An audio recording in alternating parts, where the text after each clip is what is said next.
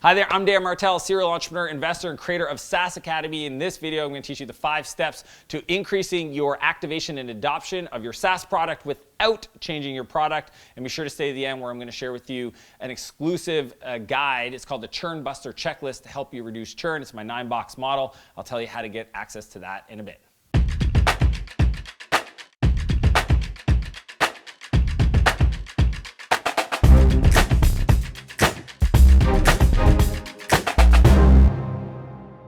So reducing your churn is the ultimate outcome of improving activation and adoption of your product. And without that, you end up continuously having to find new customers to make up for the ones you lost. You know, recently I was working with one of my coaching clients and we started working together. They had an 18% month-over-month churn, which made it absolutely impossible to really scale the business. Your lifetime value is too short. The cost to acquire a customer, the payback period didn't really work out. And what we did is we went through my Churn Buster checklist and implemented these 5 steps to allow them to get that number down to 4%. And what the coolest part of that whole story is that 4% with their expansion revenue, they were able to achieve net negative churn for the first time ever, and they've kept that up. That means that on a monthly basis, without growing new customer accounts, they're able to grow their monthly recurring revenue because the expansion outpaced their contraction churn, either through cancellation or downgrade. So in this video, I'm going to teach you the 5 steps to activate and adopt your customers as fast as possible. Step number 1,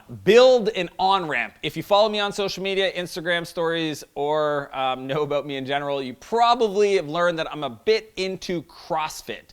And one of the principles of CrossFit is when somebody joins, they have an on-ramp period. And what that is really your opportunity to teach them movements, to explain them the language, the structure, the best practices, what they can expect in an upcoming class. And you do all of that before you drop them into their first group class. The reason you do that is because you don't want them to feel out of place. Now, I will say most software products don't have an on-ramp. They don't have an activation step or first-time user experience. That is the first step in really making sure that your product gets a customer situated so they know how to get in there. And then instead of just dropping them on the dashboard where they might not know what's the next action, you actually walk them through step by step what you expect them to do next. Step number 2, create a support network. Now, as much as you want to have your customers self-serve and get activated and adopt the product on their own, the truth is maybe they're going to need somebody to handhold them. And the cool part is it doesn't always have to be you.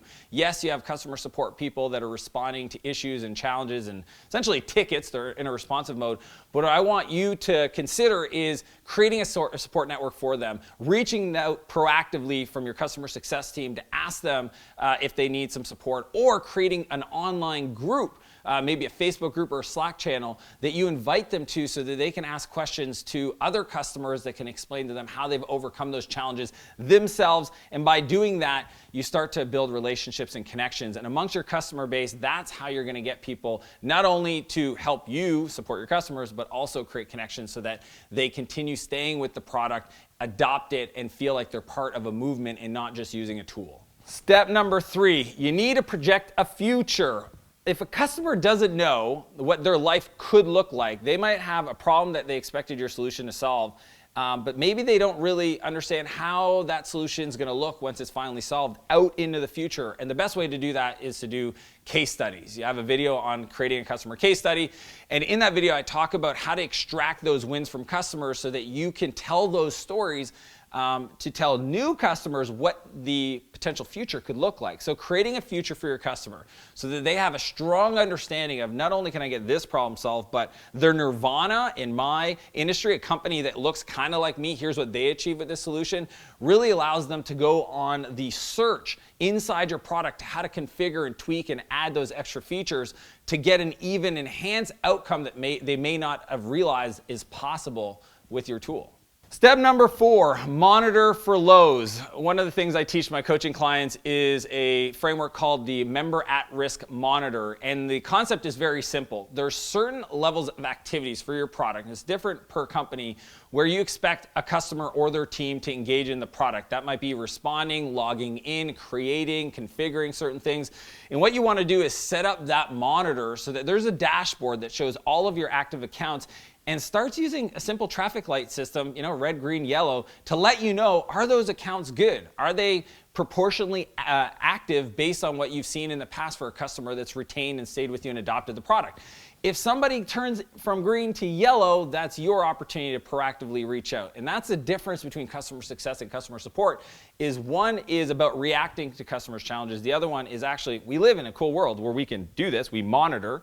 So you need to move to a point where you're monitoring for lows in activities, in usage, in feature adoption, and make sure that you proactively reach out and ask the customers anything to help them with. If they get to red, there's a high probability to churn, and you want to make sure you're picking up the phone, you're leaving voicemails, you're doing whatever you can. Imagine you have a good friend, they're going through a hard time, and you can be helpful to them.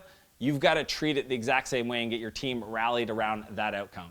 Step number 5, flip the cancellation. Now, here's how that concept works is, first off, when you're early days, I actually think it's better for you not to allow customers to cancel from your website. And I know from a user experience point of view, you might say, well, that seems a little aggressive. But the truth is your only mission in the early days is to figure out what's missing in the product. What did the customer assume they were going to get versus what they received or they used? And what's the gap between that? Because that's your opportunity to fix the product, enhance it, to get customers in the future at least to stick around. So if you're not getting that feedback and people are just canceling, then you're doing yourself and future customers a disservice. The way you flip the cancellation is you talk to the customer about that challenge and then just ask them, hey, if we were able to overcome that, if we were able to get you this outcome that you thought that we could when you registered, and that you can do that, and I'll even assign an account manager to make sure that we not only set it up, configure it, that we monitor every month for the next 3 months to ensure that your team's adopting it, that you're getting the value. If we could do that, would you stay with our product? And you'd be surprised how many people will say yes. If you've worked really hard to get a customer, then just because they're in this moment of frustration and they're ready to cancel, don't give up on them so easily, and that's flip the cancellation.